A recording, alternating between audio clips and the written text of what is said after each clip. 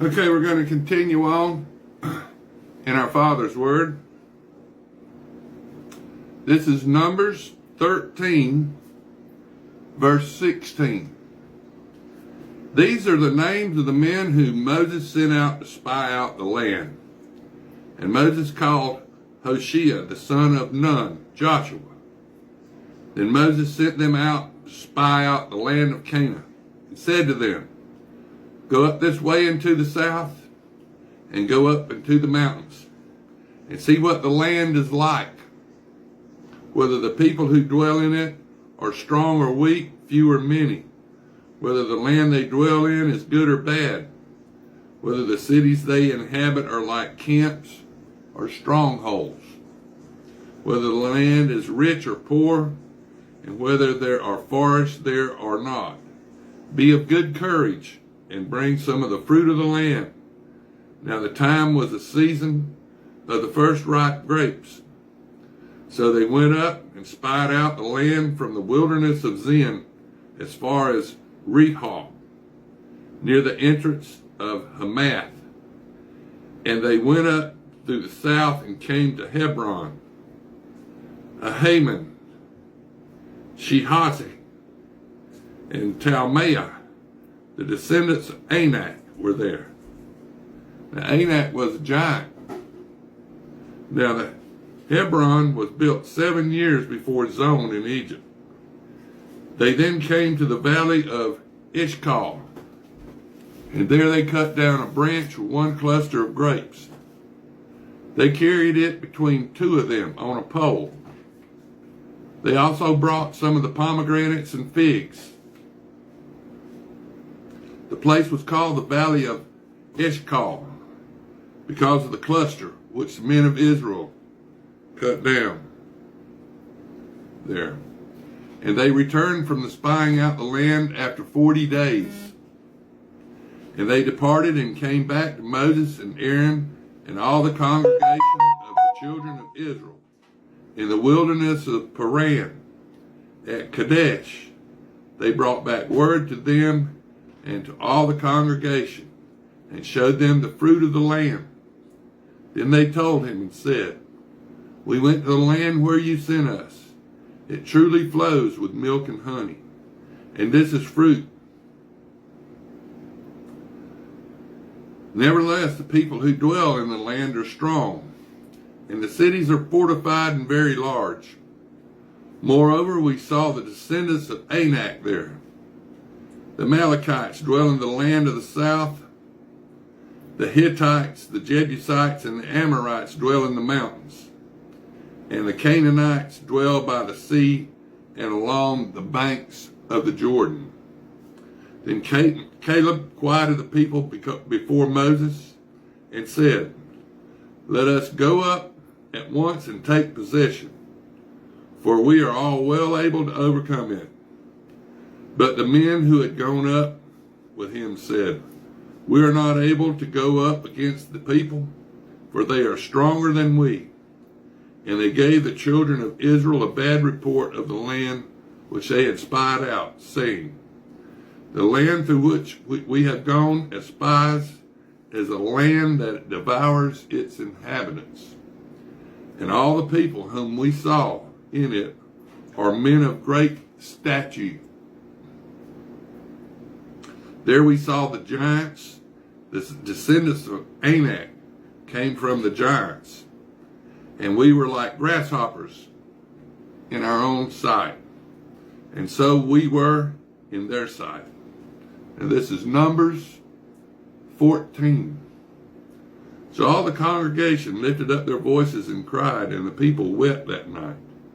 And all the children of Israel complained against Moses and Aaron, and the whole congregation said to them, If only we had died in the land of Egypt, or if only we had died in this wilderness. Why has the Lord brought us to this land to fall by the sword, that our wives and children should become victims? Would it not be better for us to return to Egypt?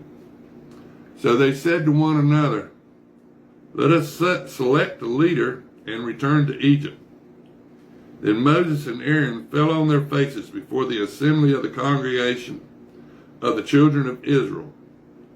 But Joshua, the son of Nun, and Caleb, the son of Jephunneh, who were among those who spied out the land, tore their clothes, and they spoke to all the congregation of the children of Israel, saying, the land we passed through to spy out is exceedingly good land. If the Lord delights in us, then he will bring us into this land and give it to us, a land which flows with milk and honey. Only do not rebel against the Lord, nor fear the people of the land, for they are our bread. Their protection has departed from them, and the Lord is with us. Do not fear them. And all the congregation said to stone them and with stones. Now the glory of the Lord appeared in the tabernacle of meeting before all the children of Israel. Then the Lord said to Moses, how long will these people reject me? And how long will they not believe me? With all the sins which I have, with all the signs with which I have performed among them, I will strike them with the pestilence and disinherit them. And I will make of you a nation greater and mightier than they. And Moses said to the Lord, then the Egyptians will hear it, for by your might you brought these people up from among them, and they will tell it to the inhabitants of this land. They have heard that you, Lord, are among these people, that you, Lord, are seen face to face, and your cloud stands above them, and you go before them in a pillar of cloud by day and a pillar of fire by night. Now if you kill these people as one man, then the nations which have heard of your fame will speak saying, because the Lord was not able to bring this people to the land which he swore to give them, therefore he killed them in the wilderness. And now I pray, let the power of my Lord be great, just as you have spoken, saying, the Lord is long-suffering and abundant in mercy.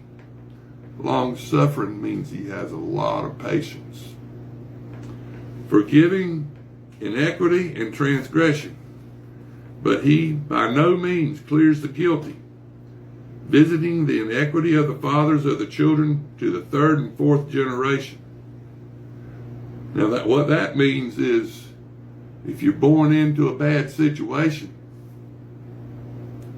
you can do like what your father did and do wrong, but it's not the Lord. You're not born with that in you. You're born, you learn it.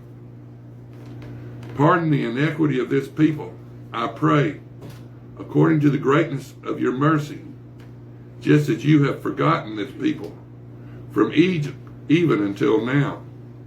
Then the Lord said, I have pardoned according to your words, but truly, as I live, all the earth shall be filled with the glory of the Lord.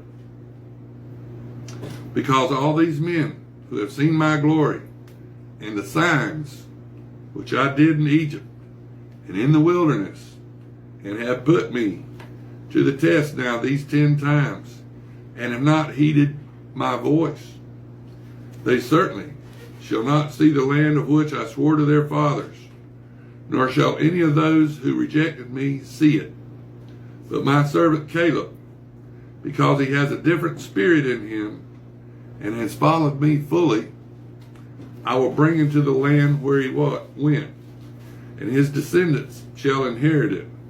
Now the Amalekites and the Canaanites dwell in the valley. Tomorrow and turn and move out into the wilderness by the way of the Red Sea.